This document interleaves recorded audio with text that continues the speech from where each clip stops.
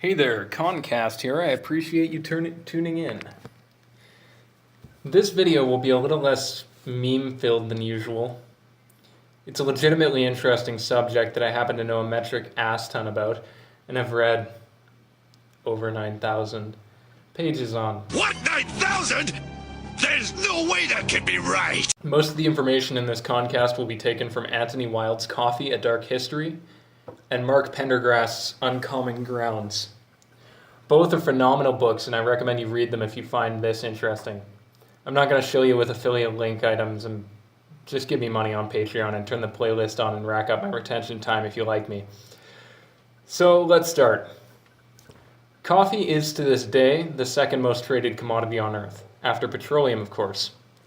But it was a little bit of a different beast back in the day, because even though it has traditionally been something of a luxury item, generally everybody, at least in the US, bought it.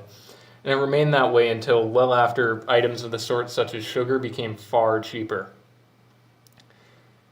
To start on a little bit of biology, there's two kinds of coffee. One's Arabica, the other's Robusta. Arabica's mostly what's grown in Latin America and most of Africa, and Robusta is what's grown in, say, Vietnam, which I find fairly interesting. I'll go over that in a minute. Arabica has twice as many chromosomes and less caffeine, and it's a superior product to Robusta. It tastes better. Well, Robusta produces more, has more caffeine, but is really bitter and produces a low-grade product. So Robusta is used almost exclusively in coffee blends to lower the cost and increase the caffeine content. Currently, the top coffee-producing nations, according to World Atlas, are Brazil, which produces almost 3 million tons annually, comprising of both Robusta and Arabica. Vietnam, which produces almost 2 million tons of mostly Robusta, but some Arabica. And Colombia, which produces nearly 1 million tons of mostly Arabica.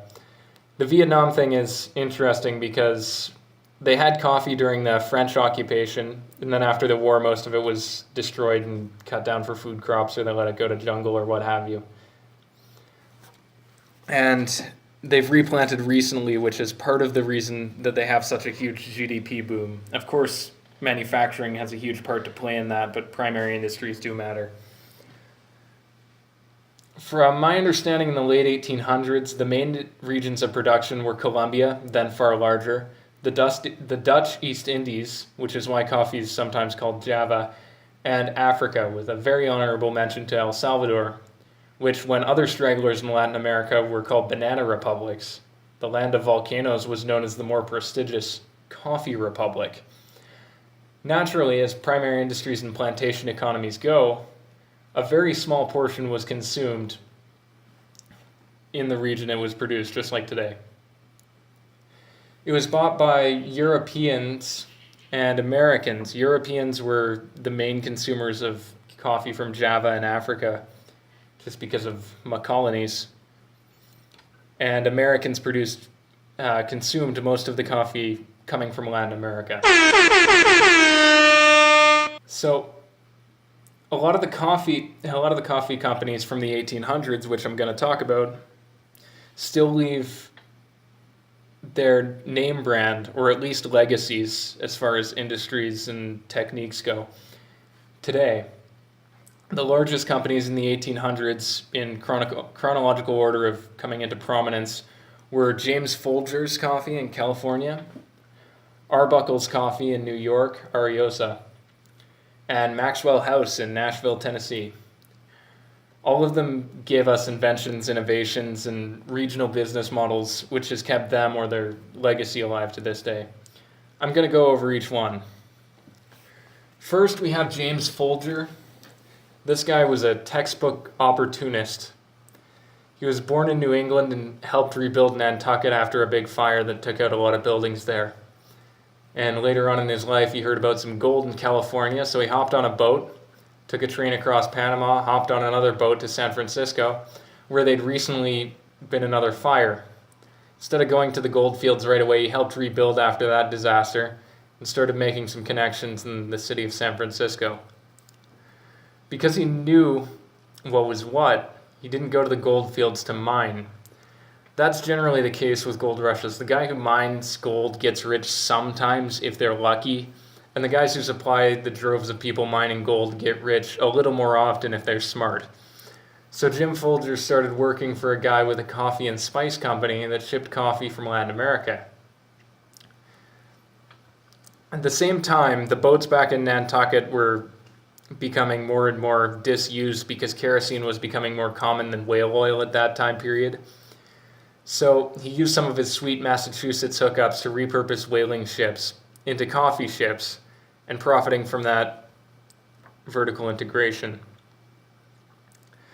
Plus, it ensured good relations with his then boss. He eventually did go to the gold fields and did do a little bit of mining, but was kept on his company as a salesperson, and he dropped off cheap coffee and spice samples to grocery stores and independents in these little towns that started near the gold fields. And he made enough money doing that to return to San Francisco and buy half the company, which his son James Folger II took the presidency of and named James A. Folger and Sons Coffee, which gradually expanded to its status as a giant today. The second guy was Jon Arbuckle. This man was my favorite of the three, and he was sort of a model of an industrialist who really understood the value of convenience, mechanization, and vertical integration, and for a time ruled the market, especially in the western United States, like the western frontier, not California. John and his brother Charles started Ariosa brand coffee in the 1870s, and he was not only one of the first people to sell coffee roasted and ready to brew, but he also invented the method of packing coffee into 1-pound bags. Because he was offering convenience that the competition couldn't match, he soon became the world's largest coffee importer. That includes the United States, Great Britain, Europe, and even more notably, one of the largest ship owners in the United States, because pretty much every ship coming from the Caribbean, Latin American zone carrying coffee belonged to this guy. And that shipped it directly to his industrial facilities in New York, where it was roasted, packed, and shipped westward everywhere from the eastern seaboard to the western frontier. So he really understood distribution, vertical integration, and the value of convenience. Now, the final guy I'm going to talk about there's a little less to say about him because he came in a little bit later. But his name was Joel Creek.